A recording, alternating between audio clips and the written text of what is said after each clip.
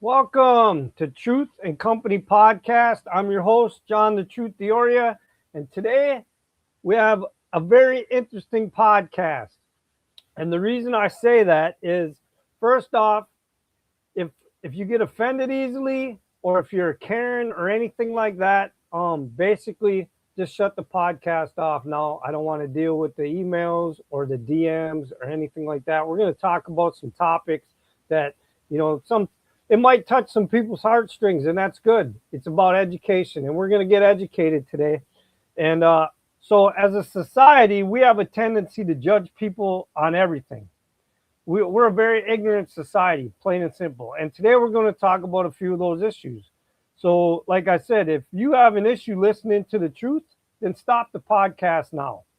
But if you want to be educated and learn, then continue watching. So let me make something very clear, first of all. I'm as ignorant as the next person when it comes to these topics. And in no way am I an expert on anything we're going to talk about. And my guest, he's going to educate us as much as he can based on personal experience. And in no way is he an expert in any of the topics that we're going to discuss. He's just talking based on personal experience and the life that he's lived. So basically, my next guest considers himself a social media entertainer. And for you that don't understand that, he's on TikTok, he's on Twitch, he does videos, he does commentary on sports and games, stuff like that. So let me bring on my next guest and my friend, Billy Goat Boykin. How you doing? What's up, everybody? I'm excited to have you, man. How you doing? I'm excited to be here. I'm doing good, great, grand today. How you doing, John? Excellent, man. Like I said That's in good the to intro, hear. I want people to understand we're not doing 20 random questions today. We're going to talk about some serious topics in society. We know that society always judges based on race. They judge based on religion. They judge based on sexuality. A lot of people, and no pun intended here, they overlook little people in society, and they also judge little people, and that never seems to get brought up in discussions at all.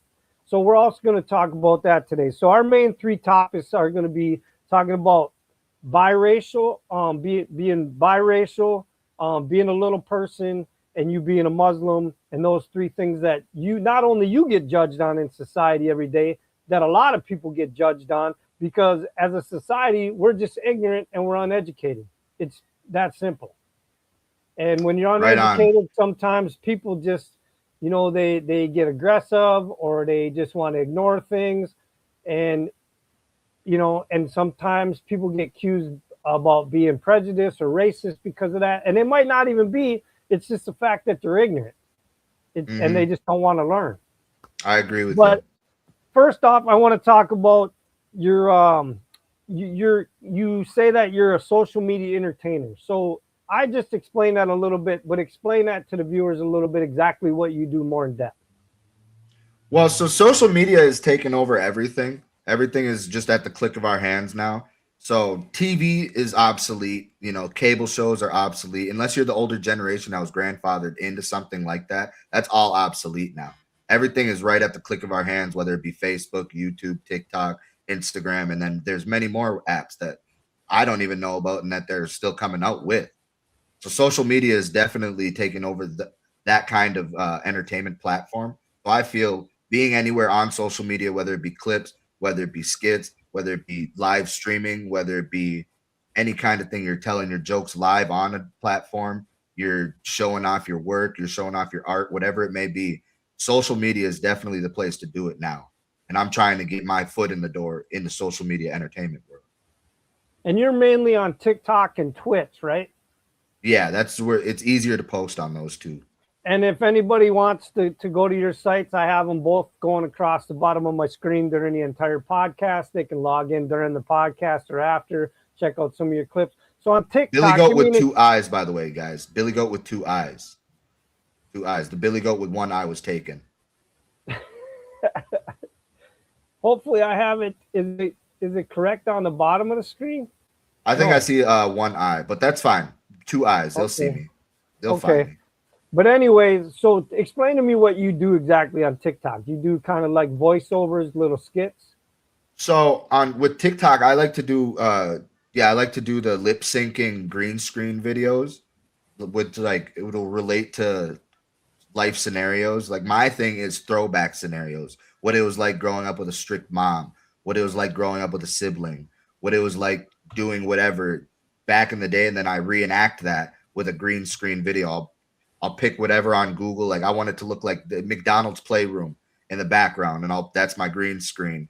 And then I find a funny lip syncing 15-second lip sync video sound bit, and I use that over the video. And then I try to find a way to act it out, try to find some kind of funny action I can do to make the sound funnier. And then on Twitch, I see that you do like some gaming Mhm. scenarios and you bring up sports and stuff. So what exactly do you do on Twitch? So with Twitch, it's actually I think Twitch is way more fun because it's like a hangout session. You can go on Twitch, you can play your video games, you can talk sports, you can YouTube, you can watch YouTube. You can't watch live. Don't try to watch live and say Billy told you you can go watch live events on Twitch. No, you can't. But you can go watch YouTube clips, you can go play your video games while being you the entertainer. So not only are you entertaining and you're giving the people a bit of you, you're also giving them some side content to keep them around. Like maybe you don't keep them, drug in as much as you would hope so, but they got a video game they can pay attention to if you're not entertaining them as much as you would hope or that they want you to. So they always got something else that they can look at. So I keep a video game up, I keep some kind of talk going, some kind of topic on the side of me also being me the entertainer. Okay. All right. So let's get this ball rolling about you personally now. Let's talk about your background and your upbringing a little bit. Okay. So talk to me about that. Oh, okay. I see what you're saying. Okay, so growing up, my mom and dad divorced before I was really conscious of life. I didn't really know. So growing up, I just kind of always had the single mother lifestyle until my stepdad did come into my life. Um, with that, it was tougher on me, the dwarf, because my dad wasn't always around to kind of teach me that. So when it came to bullying, when it came to learning about myself, or when it came to Now, wait a anything that minute. Let had me stop you quick so people understand when you say he wasn't around. Your actual biological father is a dwarf. yes, So you didn't have that person around to explain you about dwarfism and not living as a always, dwarf. That's what you not mean by always. that. Yeah. Yeah. Sorry to just kind of brush over that part.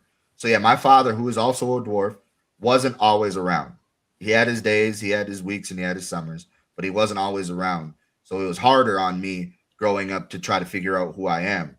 I was more just kind of thrown into the wolves' den, and then they just dealt with me. So name calling, bullying, all that I took straight onto the head. I didn't really have no kind of, oh, they're just, they're ignorant. They're uneducated. That was what it was like growing up being a kid. Making friends was actually really easy. Making friends was really easy because being short, you're immediately the center of attention. And God blessed me with that kind of personality. I want to be the center of attention. I want you guys to look at me. So it was not really hard to walk outside and all the kids see me and want to be around me, and then me turn those kids into friends. Okay, So so I'm now very you're. Oh, go ahead. no, you can direct the So just to clarify, your mother is black, and your biological father, who's a dwarf, is white. Correct? yes, yes. Okay, so you are biracial, and we're going to talk about that in a minute as well. Which, just so you know, that didn't necessarily start affecting my life until preteen, teenage years. But so Okay. growing up, making friends and such, that was really easy to do. So I really kind of made who I am known very quickly as a kid. It wasn't hard for little Billy's name to get out there or who little Billy is to get out there. And then, like I said, I always wanted to be the center of attention. So I was always trying to find something to keep me the center of attention besides just being short. Because people get sick of stuff very easily. You get bored very easily. So the fact that I'm short isn't always going to grasp your attention. So I would always be the class clown. I would always try to be funny. I'd always try to be obnoxious. And then I found dancing. I'm kind of going pretty quick, but I found dancing at like adolescent preteen. And that's when I started with dancing. like watching my movies, the shows and such. Um, Yeah, let's talk about that really quick because I was going to bring that up anyways, but you just brought it up. Now, when you say dancing, people are thinking, what? You're a dwarf. How can you possibly dance? Your limbs are all short. And I'm not going to lie. When I first met you and somebody said to me, you got to check this dude out, he actually dances, I was like, my first thought was the same thing. I was being ignorant. I said, how is it possible? How can he dance? I used to dance. I know about breakdancing a little bit. And when they told me you were a street dancer, I'm like, I got to see this for myself. What could he possibly be doing? And then you were part of the Super Jerks, which was a dance group, and you were doing, it was called jerking, right? yeah, And I was like, I had never seen that form of dancing. So I was blown away just by that in the beginning because it was a style that I had never seen. But then you progressed over years because I had told you, and I'm sure it wasn't just me, but I gave you some advice as a dancer. And I said, look, if you're going to take this serious and you're going to try to win competitions and dance, you got to do more than just the jerking. You have to evolve and add different styles. And right. a year later, when I saw you in my own dance competition, you had added different things to your style, which made you an all-around dancer, which ended up you winning trophies because of it. Mm-hmm. Right. Yeah. So with the dancing, I've always liked dancing. The jerking was kind of like what really did kick it off. What made me want to perform, make it a performance thing. But I've always liked dancing as a an activity because of movies like You Got Served, Breaking Two, Beat Street. I grew up watching all those movies because of my mom, all the step ups, all that. And so when jerking came around and kids started getting into that, I as a dancing lover was like, oh snap, there's something that I can get into that'll again get the tension on me. So I started doing that, but it wasn't. It was actually one of the people in the Super Jerks that told me something that made me really start taking it seriously and started wanting to perform and be better than people. Because one of the dancers, Dallas, shout out to Dallas Robinson, he told me, "You're not that good." So I was like, "Oh, dang, it's a skill issue." Okay, it's a skill issue. So I started practicing. That was the first thing I actually ever practiced. My mom would always say, "Practice makes perfect." So I started practicing dancing, and I would do it everywhere, in school, out of school, Walmart, Target, Kmart, you name it. I was dancing.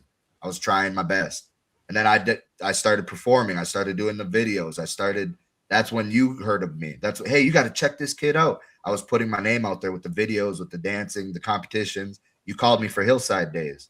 We went to Hillside Days on that beat up old trailer right outside the Chinese restaurant. Yep. We danced right there for Hillside Days. And that was the first time I ever really had a performance to get my name out there. And then all the kids, the Super Jerks, all the kids, dang, Billy, when'd you get that good? Billy, you're good. What? Billy, be part of be one of us now. And then that's when all that kicked off. And then we started taking it to the competitions. That's when you pulled me aside and you told me, hey, I see you guys. You guys are doing good. You guys are dancing good. But you want to do something great. You could win trophies. I could see if you start doing something else, start doing whatever else it may be, just add something else. I could see you really making something happen. So I went home and I learned everything else. I watched Beat Street, Breaking, all that again. I was like, oh, pop locking, the robot, all that stuff. Breakdancing became a really big factor in my life because of you and the Super Jerks, but also because just my mom putting me on those movies growing up. No, and I appreciate it. Like I said, man, I didn't know what you were going to do in my competitions, but I was glad that you showed up to actually try. I didn't have any expectations, but the fact that you beat other guys, and like I said, everybody's eyes were on you, obviously, because you were a dwarf. I mean, let's be honest. They were all like, can this guy really dance? And Mm-hmm. not only could you dance, you beat out average sized dancers to prove that you could dance and then took home trophies. And then eventually, when you came back with added styles, like I told you to improve your style, how could I not give you the Willie Kruger Spotlight Award by being one of the most improved dancers in my competition because you took my advice serious and changed your whole style? And that one video alone, jumped over 5,000 views, and it still climbs to this day, man. It's one of the best videos of the competition. When you came out and people expected you to just do this little bit of jerking or whatever, and you turned your whole style around and shocked the entire crowd. I mean, it's still one of my favorite moments, man, out of 10 competitions. You blew me Thank away you. because I didn't even know it was coming. Thank you. Around that time So, was when I really started understanding how to grasp the attention of the people. Like, because if you, like you said, that video, when you open the video up, I'm not starting off like letting the people know I'm gonna dance or anything. I'm getting the people hyped up, letting the people know like, hey, this is a dance competition now. Let's look alive out here, people. I'm getting the crowd interacted with what's going on, and people don't understand.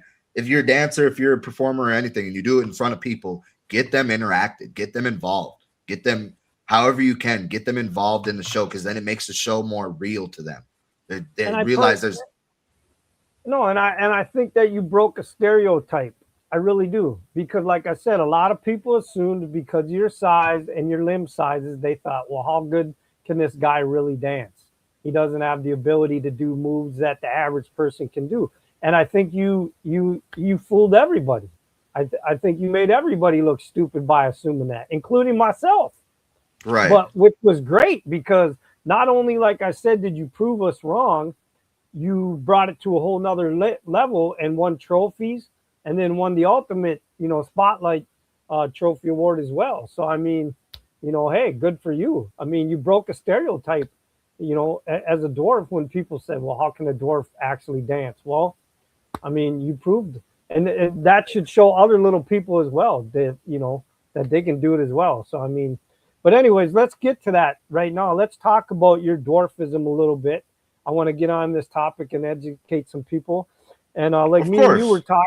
talking off air. First of all, I just learned this fact the other day, and apparently you just learned it today, which a lot of people don't know it. There's over 400 different types of dwarfism, and that blew my mind. 400? I don't even know where all these different types are, but what you told me is you are in the most common one, which is 70% of dwarfism. And I don't know if you can pronounce it. I can't pronounce it, so I'm going to let you try to tell me. Achondroplasia. Say that again. Achon- Achondroplasia. Acon for short. No Okay, pun is the intended. type, and that's the type of dwarfism that you have. So explain Yeah. that to me a little bit. Really what it is it's just shortening in the limbs, not necessarily the torso. So I have like shorter calves and thigh bones and shorter forearms and bicep bone, like right here, and my legs are what's shorter. I have a normal torso and a normal head. People say I have a big head because in proportion of my body, but it's a normal size head. I have a normal size torso. But that's all it really is just shortening of the limbs. So, Okay, and that's just it's the most common because it's dwarfism is really just that. It's just a dysfunction, or it's just an abnormity in the body. So whether it be your arms being shorter, whether it be your torso being shorter, whether it be just your legs or one leg, or it's all it's everybody has a different way of it. Mine is just my legs and my arms.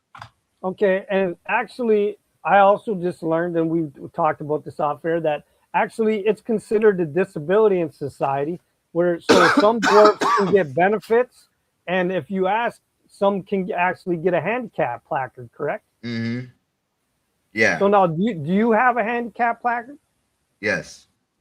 I Okay. definitely And do need you that come holiday season. I'm getting front row parking. and let's talk about that front row parking. You actually drive, right, Billy? Yeah. So you have your license. So explain that to me for people that don't understand, because right away they're thinking, well, how does he drive? His legs aren't long enough. Do you have extensions? Is that what you have? So there's a lot of different ways that dwarfs can drive. You can get a car with hands operation, like you can get the gas, the brake on the hands. Some Oh, people really? have some people have cars with like I've seen mouth operation for like paraplegics and such. So there's always going to be some kind of way to get the car to accelerate and to stop without having to actually push the pedals. But with me being me, I'm 4'5". I'm only like a foot and a half, 2 feet shorter than the average Joe. So I just got these little, they're like probably the size of a spatula you put on your for cooking. And you just hook that right up to the pedal and it's got a platform on top of it. and it looks just like a gas pedal in itself. And I just push those. Oh, so Those, you personally put them on there. They don't have to get put yes. on by like a body shop or anything? No, you Oh, can nice. order them on eBay or Amazon. They're little clamps. You just clamp it right onto the thing, screw them on, and it's there. Oh, pretty easy. All Yeah. right, so talk to me about some of the difficulties of everyday living as a little person that a lot of average people like me just take for granted and wouldn't even understand. My biggest one is shopping. Going out and shopping.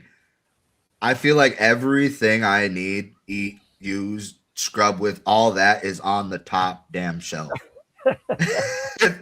So I'm always like, if I don't have somebody in the, my favorite thing that I find the closest dude, hey, excuse me, brother, can I use you for your reach?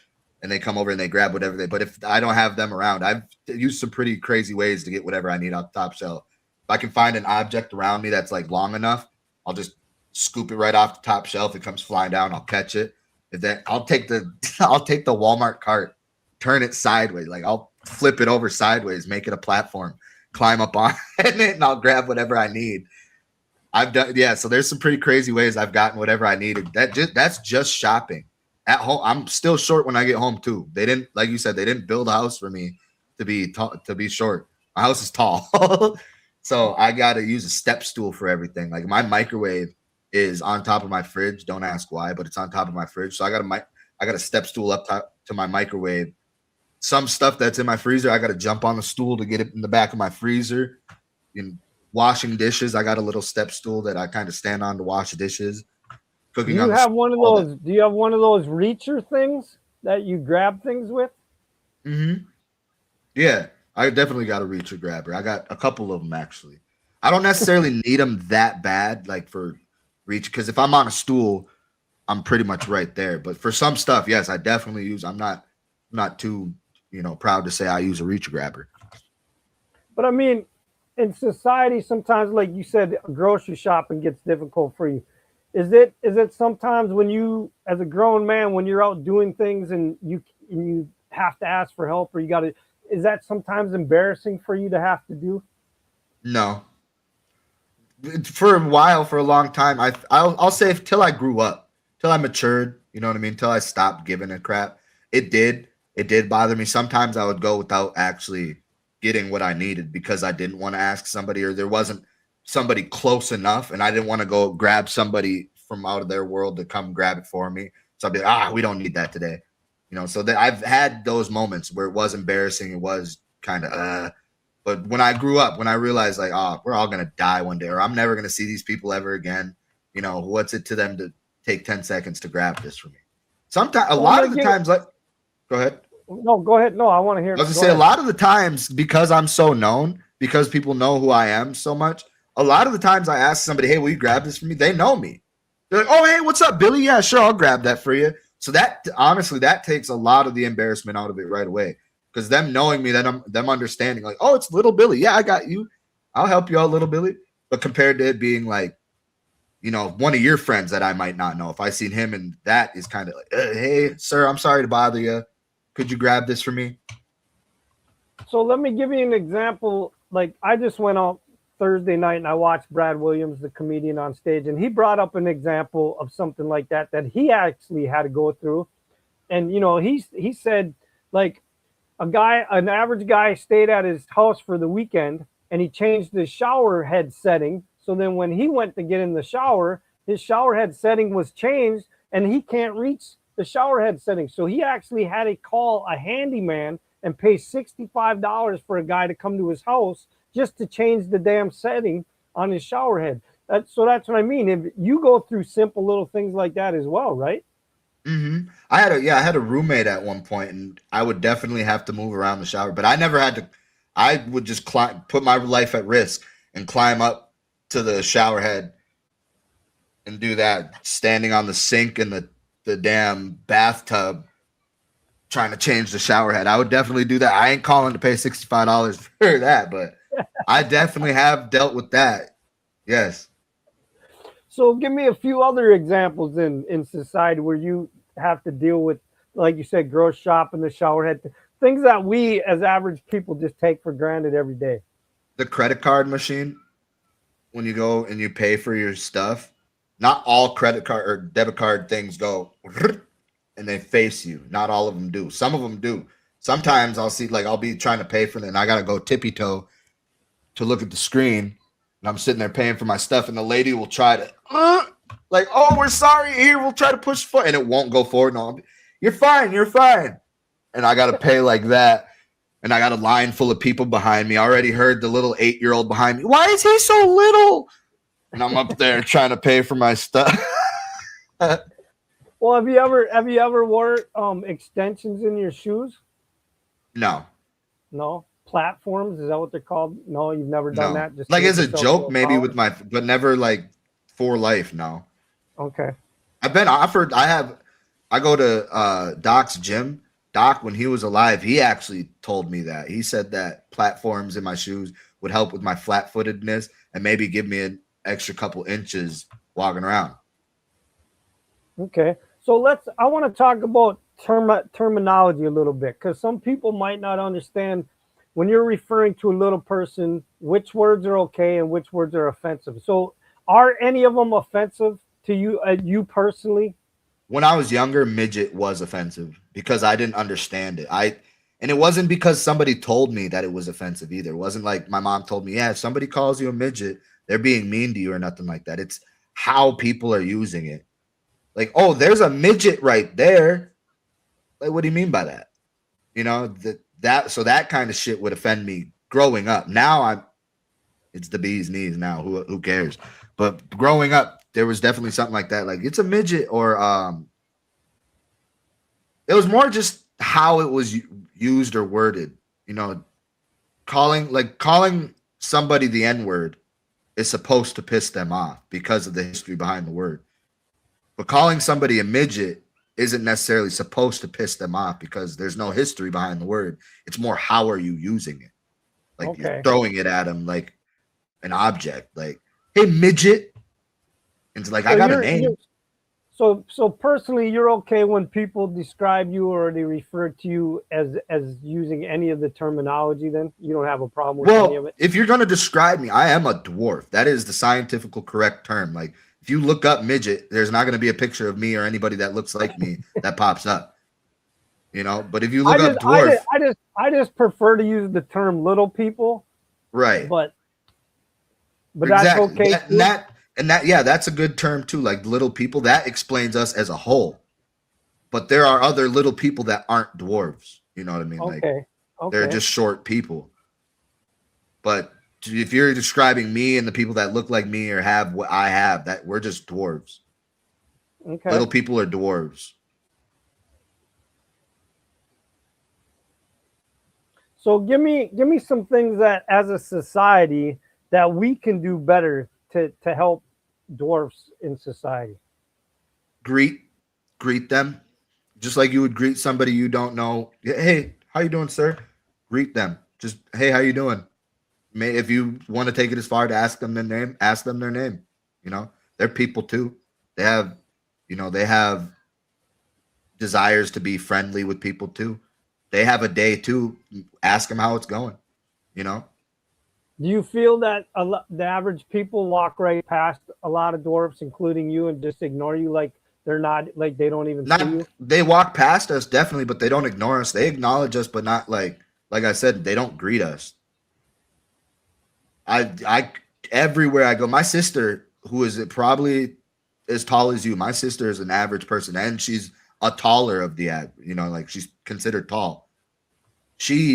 When we go out together, she will let it be known that, like, how many people she's counted, how many people she sees, and how irritated she gets that they will, like, they want to look, they want to see me, but they don't want to talk to me. They don't want to greet me.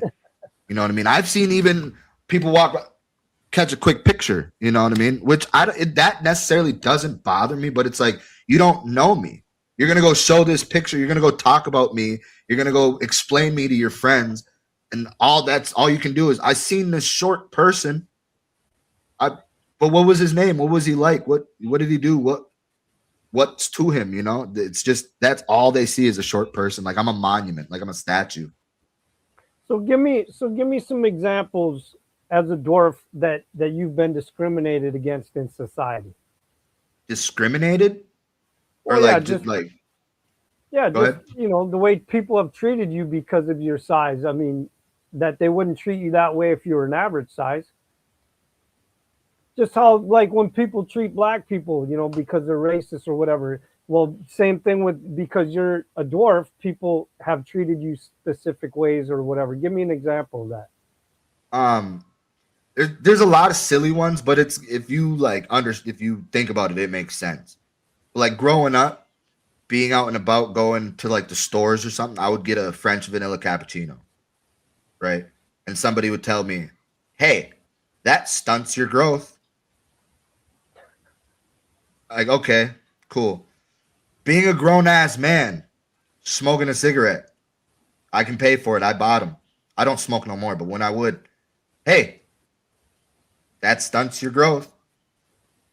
But Like have you that. ever has I'm anybody getting, I'm ever getting not there. I'm getting there. oh, I'm getting there. okay, I'm go getting ahead. there. I was just saying those were silly ones. Those are silly ones. You know Okay. what I mean? That you don't think about it. That's this, but that's discrimination right there. You wouldn't tell that to anybody else. Like, hey, you don't want to do that. That stunts your growth. But you're going to tell that to a short person. You know what I mean? That's discrimination because you're picking them out. You know. But like when it gets into further in like in school when something would happen like bullying, I would get picked on. I would always, you know what I mean? Like, you got it. But those days that it would break the straw that broke the camel's back, and I reacted, whether I yelled or whether I put my hands on somebody, God forbid, I was the problem because I was easily singled out because I was the center of attention. I was whatever the problem was, I was the center of it. Whether it be the problem started because they were looking at me because I was short, but I was the problem because I reacted. That's discrimination right there. Not everybody that's getting picked on is the problem. You know what I mean? Getting a job, being at the job interview, and they realize who I am. They're, ooh, you think this is a job for you? You what if we got to carry something heavy? Like I'm not strong. Yeah, I got little legs. It's probably gonna get done in half the time that this dude did it, but I'm gonna be able to lift something and carry it across the floor still. You know what I mean? They think just because we're little, we can't lift something off the ground, you know, or just in general, like if you ask somebody, hey, you need help with that, somebody's gonna look at you and not see helpful inside of you because you're short. So like if I see somebody struggling with whatever it may be, lifting, pushing, sorting something out, I'd be like, hey, you need help? Can I help? Can I offer an assisting hand? Oh no, we got it. Oh, all right. And I turn around and walk away. Hey, let me help you out. Okay, thank you so much, sir. Like, all right. All right. Which is all that has happened, all that stuff I've gone through. Like it sounds silly, but that shit hurts the soul. Like, No, damn, I get it, and that's why I'm saying is the average person, including me, we don't think about things like that. So that's why I wanted you to bring up some of the life experiences that you've had to go through just because of your size in general. right. And then, so I want you to try to dispel some myths or rumors that the average person thinks about little people. The grass don't tickle my balls when I'm running, all right? No, I'm just kidding. Um, some myths and rumors. Some myths and rumors. We're not all mean. Like people see me and people meet me and people think that I'm just automatic because I'm short. I'm just angry at the world or something. Like people genuinely fear short people because of that. They think that they're just angry people, which is not true at all. Short people are actually very, very, very kind and funny. Um,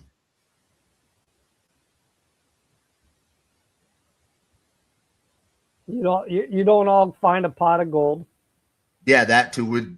I don't know where the gold's at either. I don't know where the gold's at. I don't get extra luck on St. Patrick's Day.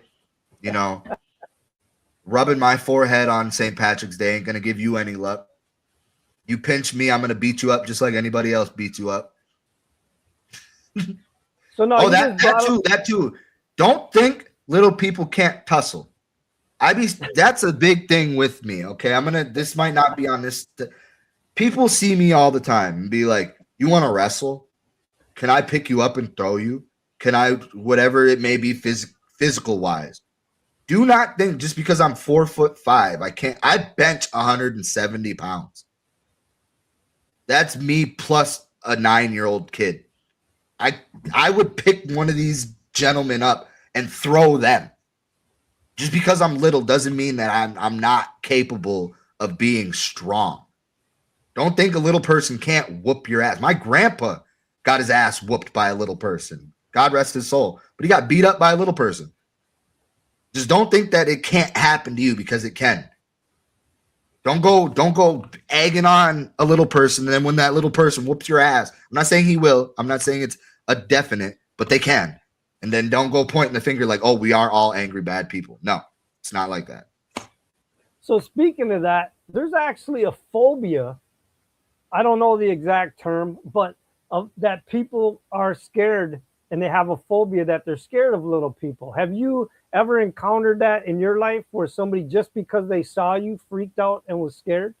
Mm-hmm. Mm-hmm. I have a friend, 2 of them. They have a bigger sister. I won't name them. I don't know if they want to be named. They have a bigger sister who is or was. She met me and we were cool, but she was terrified of midgets. That's what she said when I met her. And I was like, well, why?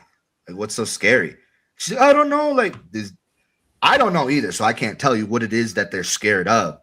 But it's definitely something that you want. If you are a little person, if somebody is scared of little people, interact with each other. There's nothing to be scared of. Like, I'm not going to bite your ankles. I'm not going to punch you in the nuts. I'm not going to, like, they make it seem like I'm so terrorizing. Like, I just want to terrorize people's feelings. The people that do fear is what I'm saying. But I've met a couple of them. So you have been affected by the phobia, though, for no reason, just because of your size. So let me ask you this. Okay, as far as dating, do you ever get those women that just want to sleep with you just because you are a dwarf, just because of the that? bucket listers? Yeah. Yeah. Yeah. He even knew the term. He said the bucket. Young and dumb me would have, oh my God, that's so cool. Young and dumb me would have been on that. But older and more wiser me realizes that's not that. For them, I'm sure it is, like I said, the bucket listers. I'm sure it is something that they want to check off in life. Like, oh, I've been with a little person, but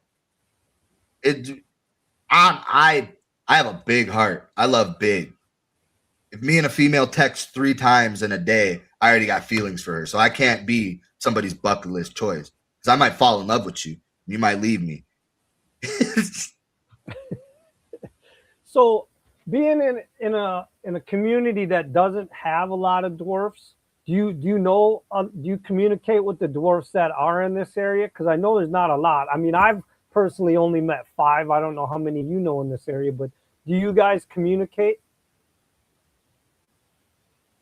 I mean, so I only know of one other little person in this area, maybe 2, because I know somebody that's really short, but I don't know if they're considered a little person. But I know of another dwarf in the area. We don't necessarily communicate. I see her out and about. I say hi. We know of each other. We went to school together, but we don't necessarily communicate. I don't go to the conventions or nothing, so I don't see her like that. But I've gone to New York, like I said, and I've gone to New York, and they definitely in New York, they stick together. So like, there's some. So you haven't never gone to a convention then? No. Okay. And do you socialize with other dwarfs on social media at all? Yeah. So I've gone, like I said, I've gone and hung out with them, with like my father here and there. He lives in New York. He is a little person too. So I've reached out to him and like put together some stuff where I went out there, and he's had little people around us, and we've talked and hung out, and I've added them and such, but nothing like conventional wise. Nobody that is educational, nobody that can teach or nothing like that. They're just average Joes like me. So are you and your dad, are you the only 2 little people in your entire family? That we know of, yeah. Like my dad's dad, my dad's mom were average. Okay. It was kind of I think, hold on, I had the stat written down. It's a 1 in 15,000 or 1 in 40,000 people just randomly can get it. So like if you had 40,000 kids, John, one of those 40,000 kids would be. So let's talk about your medical issues a little bit. People might not understand that a lot of dwarfs have medical issues. Talk to me about some of the operations and surgeries that you've had to have. Well, just generally, all little people have joint issues because our joints are mutated in a way. So our joints aren't all as strong as average people's joints.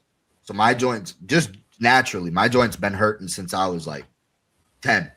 My knees and my elbows, and just little aches and pains.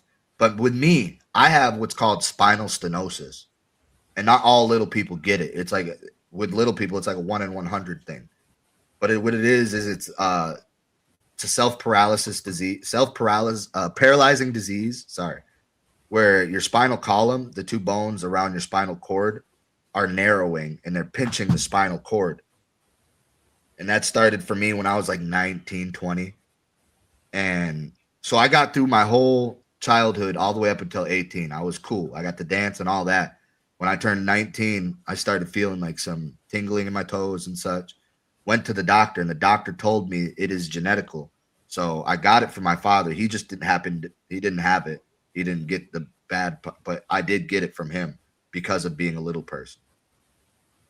So how many surgeries and things have you had because of?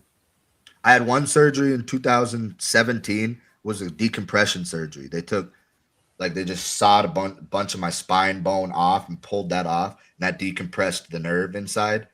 That went for until about 2021. 2021, I had a fusion surgery. So they had to go in and put the rods and screws on my spine to kind of keep.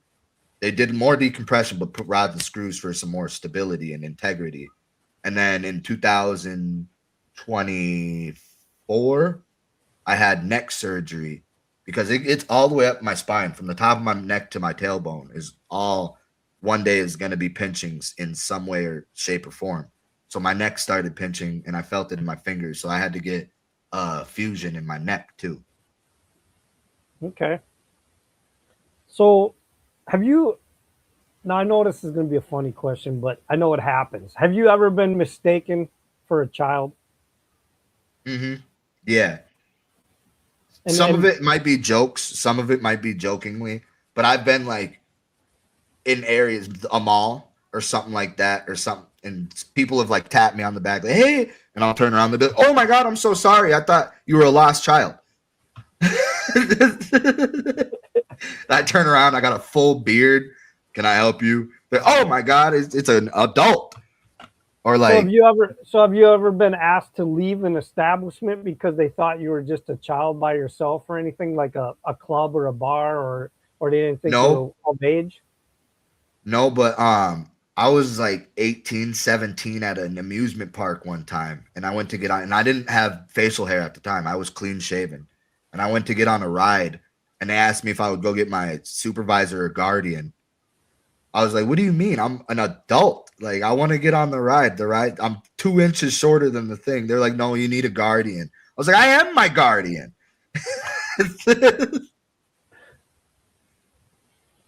Oh man. So the way, like I said, we discuss sometimes the way society treats little people because of that, and just the frustration sometimes of living in an average sized world as a little person. Has that ever caused depression in your life or mental health issues? hmm Yeah, I would. I wouldn't be a man to be able to say I didn't get depressed because of this stuff. But I've told everybody I'm good, I'm fine. But yeah, I definitely get depressed because of this stuff. I definitely think the world's built against me, or everything's put against me. I got some, you know, more so like I wish I could play football or basketball. I wish I could have been on the football or basketball team. I wish I could have been like a wrestler my whole life. I wish I could have been in sports. I love sports. I wish I could have been in sports. And I'm like, my body isn't built for that. If I would have tried sports, I had a deteriorating spine. I would have probably deteriorated at 15, 16, you know. Um, sometimes, me being a person, a human being, I get lonely, and I realize, the dating game isn't looking for little old Billy. Everybody wants a tall dude, so that can be depressing. Uh, Job wise, shit, I wish I could be somebody's damn a construction worker. I wish I could help build a house. You know, I wish I could say I built something in life. I've seen little people mechanics, but I feel like I wouldn't be a good mechanic. But there's a lot of stuff that I wish that I could do, but I won't be able to because I'm a little person. Okay. Well, listen. Let's go on to a different subject now. I appreciate the fact that you're willing to be so I appreciate optimistic you, John. about your size and educate people today a little bit. And I think a lot of us that have been watching live, and me included, I think we learned a lot today already. But I wanna talk about the fact that we brought up in the very beginning that you are biracial, that your dad is white and your mom is black.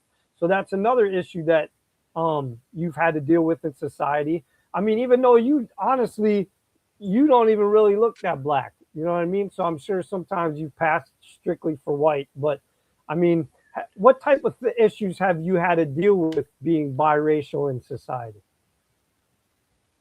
Um, we get singled out a lot. You definitely get singled out. Like I said earlier, when you do something and then authority gets there or the grown up figure gets there, and what's going on with it, I definitely got singled out a lot when it comes to job hunting. Nobody necessarily looks towards you quickly. Um, old Karens, old Karens really bother me actually because I feel like a lot of like music, culture, how biracial culture really isn't necessarily appreciated. So when I'm out and about and I'm listening to music or I'm wearing my flashy whatever or I'm just being me, the way people comment on that can be annoying. Like I've had people tell me like, "Why do you listen to that booboppy music? That hip hoppy booboppy music? That's not music. That's half of my a quarter of my damn culture right there. The hip hoppy, the rappy. That's a quarter of my people. Um, Getting a job, a lot of it might be the being short thing, but a lot of it could be the fact that, like you said, I'm biracial, I'm half black. They probably don't, and this will come up in a conversation later, but that too. But okay, so like I said, so on your mom's side, she's black. Obviously, you have a lot of black relatives. In so have you Yeah, I got. experienced growing up with a lot of them? Have you learned some of the black culture and things Well, like I that? don't experience exactly what black people go through because I'm not black. I'm biracial. You know, so the way that black people get discriminated, singled out, or anything like that is nowhere near how I get singled out, discriminated, or anything. There's levels to it for sure. But the people that know, the people that discriminate, and the people that see definitely make it known. They definitely discriminate. They definitely, you know, put So let down me that ask part you. of So you. let me ask you this then, because I've had other people that I've talked to that were biracial explain this to me, and I don't know if it happens to you or not. Probably an individual basis, but because that you are mixed, do you sometimes it's hard for you to feel like where exactly do I fit in? Because some black people might not mess with you because you are mixed, and I then see what some you're white saying. people might not mix with you because you're mixed. Do you ever have that issue? I see what you're saying now. Yeah, so I actually just experienced that with a multiracial group. I was hanging out with some brothers.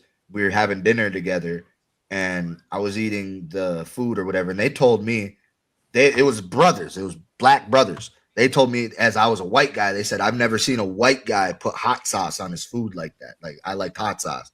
I was like, well, that's crazy because I'm not even white. And they're like, oh, I was like, yeah, I'm half this, I'm half that, I'm this, that, and that. Oh, okay. But yeah, when it comes to something like that, like, sorry, my train of thought went off. When it comes to, yeah, you get what I'm saying. Sorry, my train of thought is all over the place. But you get what I'm saying. It's more just the. Yeah, I don't even know what I'm saying anymore. My train of thought's so gone. No, I get it, and that's why I asked, because I've talked to some other mixed race people, and sometimes like they'll try to hang out with a bunch of black guys that are full black, and sometimes they treat them different than they I would treat remember a what I full was saying black now. guy. And sometimes the white race, the same thing. They acknowledge that you're white, but sometimes they don't want to hang out with you because you're partially black. I remember what I was saying now. So yeah, that too. The way I act and the way I am, like my color, and then the way I act definitely wouldn't be taken as a whole because some black people, some brothers, some white people might say, no, no, you're not who you think you are. You're not, you can't hang out with us because, like, what do you mean? Like, I grew up around this. This was what raised me.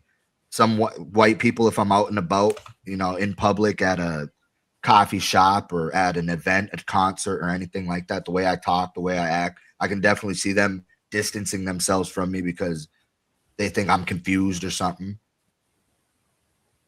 Yeah, and I get that some people don't right away, they don't understand right away that you necessarily are black. Some people don't see it because, like you said, because of the color of your skin is very light. And the same thing with the black people, you try to hang out with them, and right away they're kind of dissing you, thinking that you're a white dude. And then when you bring it up, like, wait a minute, man, I'm half black. That's why I'm standing here. And then all of a sudden they seem to treat you different, with a different respect, because now they understand that you're part black. Does that Yeah, happen? I have a homie that's black that we were hung out for years. You know what I mean? Like all the BS and shenanigans and everything. Then he finally met my mom. My mom came by for whatever it was. She dropped off some food, came picked me up, whatever. And he met my mom. He's like, "Oh, you're Billy's mom?" Yeah. And then he looked me dead in the eyes and he said, "Billy, I didn't know your mom was black." So he thought this whole time that I was a white guy. So some people, they see me and they don't understand that my mom is really black. So do you Shout do out to you Mama B. actually do you study any black culture at all? Do you study the history at all?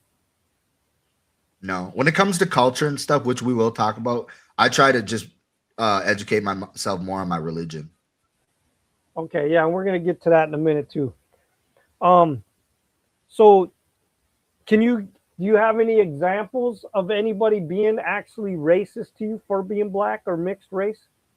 I was at the zoo one time, and all these kids were trying to look at the anaconda. They had like a pet the anaconda exhibit, and the lady was like letting kids pet the anaconda, but she seen me and my family walk in, and she stopped letting like it was becoming a thing. Like she's like, nope, nope, nope, nope, and she got me and my sister and my mom to come to the front of the line, and I sat down next to her or whatever, and she's like, yeah, you want to pet the anaconda? And she got in my ear and she was like, being a young African male, I'm sure your kind of people really are fascinated by these kind of animals, huh? And it didn't like I was young. It didn't strike me. Whoa! It didn't strike me what she was getting at first, but she was saying that like African Americans probably are fascinated by anacondas because that they're in Africa, they're in like all those kinds of places. And see, to me, right there, I don't think she was intentionally trying to be racist. That just shows me how ignorant she actually was. Mm-hmm. Right. But but there's a lot of people that do it on a daily basis. I'm sure I've done it as well, because we just don't understand, or we try to say something to be clever, and then it comes off that it's not funny or it's not clever. Right. So have you, because of being mixed race, sometimes have you also had mental health issues because of that as well, or no? I've always kind of taken it like as it being cool. Shoot, I wish I was darker. Okay. Do you have a lot of black friends? Mm-hmm. Do you? Yeah. Yeah. I got a Okay. lot of black friends. I got some native friends. I got some Asian friends. I got a lot of homies. But you don't, like you said though, there's not a lot of dwarfs around here, so you don't communicate personally I and am the closely only with a lot of dwarf. dwarfs. I am the only dwarf all of my friends know. Okay. All right. So listen, like you said, let's jump to the religion thing. Some people might not know this. So MashaAllah. when did you become Muslim? When did you choose that religion? So I started practicing back in 2016, 2017, right around my first surgery, because I was sent to Mayo Clinic. They up here wasn't trying to help me. They sent me to Mayo Clinic. And when I got to Mayo Clinic, they're predominantly like a Muslim cultured hospital. A lot of their nurses are Muslim, a lot of their doctors are Muslim. They got mosques on every corner. They have a built-in mosque and a built-in church in the hospital. And you see a lot of this going on. So when I got there, I'd seen this. I seen a lot of it, and I started questioning it. I started asking the people. I asked for a Quran to like kind of my first time holding the Quran and like opening through the Quran. I didn't read it. Wait a minute. So people that don't know, explain what a Quran is. So the Torah is for the Jews. That's the Jews' Bible. That's what was sent down for them. The Bible is for the Christians, and the Quran is for the Muslims. It's their Bible, and it was sent down to. But yeah, that's so my first time ever reading. I didn't read it all the way through. I just thumbed through it, seen the lettering, seen the way that thou, thy, there, though, scared me. So I shut it. I was like, what the heck? But the way the people were was just so peaceful. Through the whole hospital, they were so peaceful. They were so loving and caring and outgoing. So I started practicing then. That's when I first started, because I would look up lectures. I would look up Quran readings, people that knew how to read it in English or translate it to like layman terms. And then just listening to it recited in Arabic, because it's beautiful. If you listen to somebody recite the Quran in Arabic, how it's supposed to be recited, it's beautiful. It's like recited in song. But so that's when I started practicing, 2017. Practice from 2017 till about 2021 was just kind of researching, lectures, listening, learning, looking into it, like what is this, what is right, what is wrong. And then 2021 I started trying to learn how to pray, because at this point I still never walked into what they call a masjid. A church is for Christians, they call it a masjid, the Muslims. And so I never at this point walked into one. I was just kind of at home saying I'm a Muslim, trying to learn all this culture. And so that's still not realizing how completely oblivious I was to the whole thing. And then about 2023 was when what they call the shahada, what Christians call a baptism, they call it a shahada in Islam. And you just basically stand in front of the priest. He asks you, like, do you bear witness that God is God? And I say, yeah. I repeat it back to him, and that's it. You're a Muslim. As long as you keep up on your prayers, you're a Muslim. But so 2023 is about when I was like, yes, full in. So I went explain some of the things in the religion that people might not understand about. Like you said, the prayers. I know you have to do some fasting. I know there's a prayer rug, right, that you have to pray on every day. And so that's a big misunderstanding. People think that you have to pray on a prayer rug. People only pray on prayer rugs because they never know where they're going to pray. You never know if you're going to have to pray on the street outside, and the prayer rug just stops your face from touching the dirty ground. You know what I mean? I could get up right now and just pray. You know, you could pray anywhere. If you didn't care for the street being dirty and touching your forehead to it, you could do that. You know what I mean? God created all this, so you could pray on all of it. But yeah, so the prayer rug thing isn't necessarily, it's like kind of a myth. You don't need a prayer rug. It's cool to have. But you don't need one. We pray 5 times a day, yes. Morning prayer, noon prayer, afternoon, evening, and nighttime prayer. So there's 5 prayers. It's just getting closer with God 5 times a day. Like, hey, checking in. Thank you for everything. You know, that's all he really wants. He just wants his credit. Now, weren't you just recently fasting? What is that about? We fast. So Ramadan is the holy month. That's our only holiday. Muslims aren't supposed to celebrate Christmas. They're not supposed to celebrate Halloween. They're not supposed to celebrate Easter, no holidays or nothing, because that's we look at it all. Each holiday refers to a different God, you know, and we're all trying to, there's one God, you know. So with Ramadan being our only holy month, we fast when the sun's up till the sun goes down. We cut all desires out. If you're a smoker, you don't smoke. You don't drink water. You don't eat food. If you're into music, you like music heavy, you don't listen to music. If you're into gossiping, you like getting with your friends, your girlfriends, you gossip, you don't do that. You know what I mean? Your desires, you cut off all desires to get closer to God. You start reading the Quran a bit more. You start listening to the Quran a little bit more, going to look at lectures, going to talk to the priests.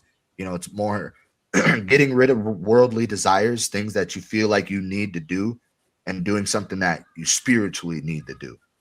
Now, what month is that you have to do that? It changes. It changes. So the Islamic calendar and the calendar we go by, April, January, February, March, April, May, June, July, those are two different calendars. So like right now it's March for us. The Muslims that don't say it's March. I couldn't even tell you because I'm still learning. I think it's Shawwal, but it's a different month for Muslims right now. Okay. So Ramadan is different every year. Like when I first started, it was mid-April, beginning of May, mid-April. Okay, so is there certain things that you can eat and that you can't eat? So what you're kind of referring to is Lent. In Lent, you give up something that you like really No, I desire thought to I eat. thought Muslims No. I was couldn't eat pork. what I was gonna say. Oh, the pork thing. We don't eat pork. Period. Yeah, that's Any what I day. mean. Yeah, we don't eat pork. Period. Not Ramadan's over. We're still not eating pork. When I buy gummy bears, I look at the back to make sure there's not gelatin in it because that's pork. So yeah, we just don't eat pork. But like for Lent, for the Christians, they give up something. They say like, "Oh, I like roast beef sandwiches, so for Lent, I'm going to give up roast beef sandwiches." Like that's what Lent does. Ramadan, we just fast. We just don't eat nothing, don't drink nothing while the sun's up. So in the morning, I wake up 4 a.m., make a cup of coffee real quick, some eggs and toast, and then I'm good for the day. Sun comes up. I'm not drinking, eating nothing. The sun goes down, drink water, eat a little meal, do the same thing the next day. But it could be whatever I want to eat inside the rules. Like I can eat chicken, I can eat a roast beef sandwich, I can eat chocolate chip cookies if I wanted to. I can eat whatever I want. There's no giving it up. It's more just don't do it during the day. Okay. So now, since you became a Muslim, have you been judged on that at all? Have you had any issues because of that? Some people don't believe that some people think I'm trend chasing. Like it was a trend there for a while to be Muslim, to be, in Islam, to whatever. It was a trend, it seemed like. So people thought I was trend following. Some people think that I'm being rude or insulting because I grew up in the Western civilization lifestyle and then I just jumped right into Islam. Like I have tats on my arm. People look at me like I'm a joke or something like that. And they'll make it very much known. Like, you're not a Muslim. You know what I mean? They think that you have to be Arab to be Muslim. So tell me some positive things that have happened to you since you became a Muslim, though. How has it changed your lifestyle a little bit? So last December was 3 years since I quit drinking. I busted my tooth out drinking. Like drinking was bad for me. My father was a raging alcoholic for a long time in his life. He quit, so I quit. Not so I quit. I quit because of God. But you know what I mean? I realized what it could do to him. And then I took my faith seriously and I was like, that's something I'm going to give up. I don't crave it no more. I don't go out really. If you see me out and about, that's a once in a blue moon thing. I don't like going out to have nonsense partying because all that ever happens from that is bad. I feel like, at least spiritually and personally, I feel like since I've started praying, since I've started working hard and asking, thanking God when I do things, I feel like it makes my life better. Like when I was down and out, when I was sitting here struggling and I asked God, hey, can you help me out? I'm struggling. Can you give me a way? He helped me find a job. He helped me save up my money and helped me get a car. My car stopped working. I pray, hey, I don't know what to do. I don't know no mechanics. What can I do? Before I realized I had money to be able to go pay for to go get my car fixed. You know what I mean? So I feel like when I pray, when I ask for guidance, I definitely get that guidance. I definitely feel those blessings, and that helps me have better days. Okay. Well, listen, Billy, unless you got something else to say to the viewers on any of the issues we talked today, I'm going to end the podcast. I just want to say to anybody that came in here, I'm sorry that I'm not a professional podcaster yet. I'm sorry that my train of thought bounces all over the place. So if there is anything that you wish we would have touched on, comment. This VOD is going to be posted everywhere. Comment on the video and say, hey, I wish you would have talked about this. I will release a clip of me talking about anything anybody wishes we talked about in this. Also, I did have 2 questions for you. Okay. Who is your dream podcast? Oh, who's my dream podcast? To be honest, when I was doing the boxing podcast, I've already had Evander Holyfield on, the 4-time heavyweight champion of the world, and I've had my favorite boxer of all time, Mickey Ward, on. So I've interviewed 2 of the very top people I've always wanted to. But I would think, geez, I mean, Kevin Hart would be pretty interesting to have on. I think he would be hilarious because I love really cool. a lot of comedy. We brought up Brad Williams earlier. I love Brad Williams. I think he'd be very entertaining on a podcast. Michelle Pfeiffer is my all-time favorite actress. I would love to have her on. I would never have guessed that about you. Yeah, I've liked watching her since I was a kid. I've liked all her movies. I think she's beautiful. I think she's intelligent.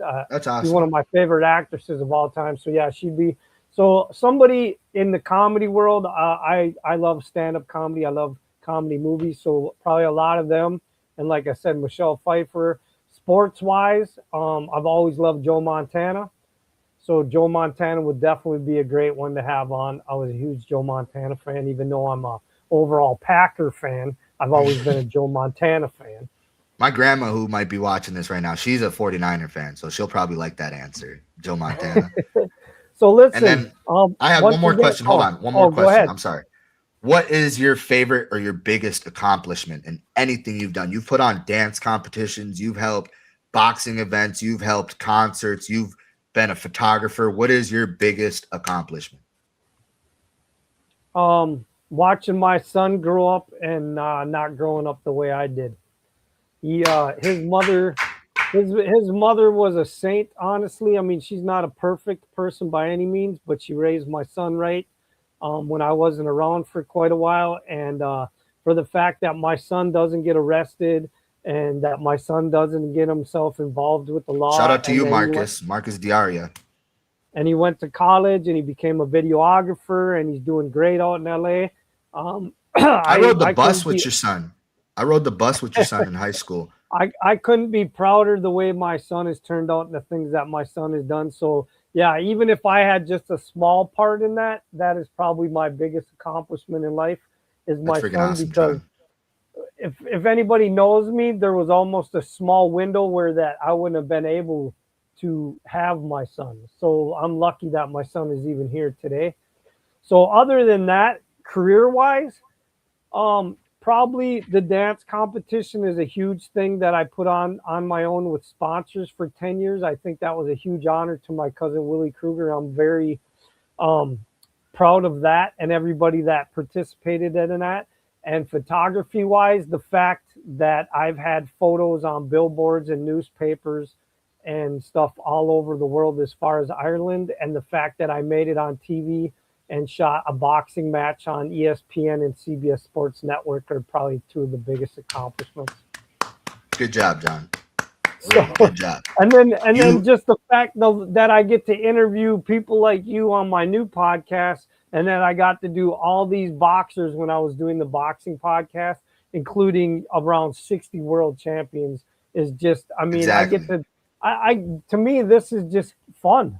I get to talk to anybody I want basically as a guest and get to meet them and talk to them and learn different things about them and have conversations with them. Exactly. If I've never said it before, you're definitely one of my biggest motivations and inspirations, John. If it wasn't for you, you helped me put my foot in the door with the dance competition. And then even, like I said, way back to the first Hillside days on that beat up old trailer, you called Mike Robinson. You told him, hey, we need that little guy. You didn't even know my name. I remember that. He said, hey, they want you. And they called you out by you. They said they want you. And I went out there. That was me putting my foot in the door. And that helped me with everything I've ever accomplished up to today. And I really appreciate you, John. Like you said, I saw something different in you, man. And I saw something that you had drive and that you weren't letting your size or anything stop you from doing what you wanted to do. So I wanted to try to give you an extra opportunity to do that and showcase what you could do in front of people and maybe be recognized by other people, and maybe it would possibly open up doors for you in other avenues. So I think what you're doing now, man, with all that you're online doing, you're entertaining on social media and you never let anything stop you, man. And not just dwarfs, but other people should be inspired by the fact that you don't let your race, your condition, your religion, anything stop you. You decide what you want to do and you go after it. And I think that's great. Exactly. We all only have one life. Live it to your fullest. Because when you go to the ground, all that's not going with you. All that judgment, all that hate, all that what if, nothing's going in the ground with you. It's just going to be a memory. So live it up. All right. And with that, the truth has spoken. Hold on, Billy.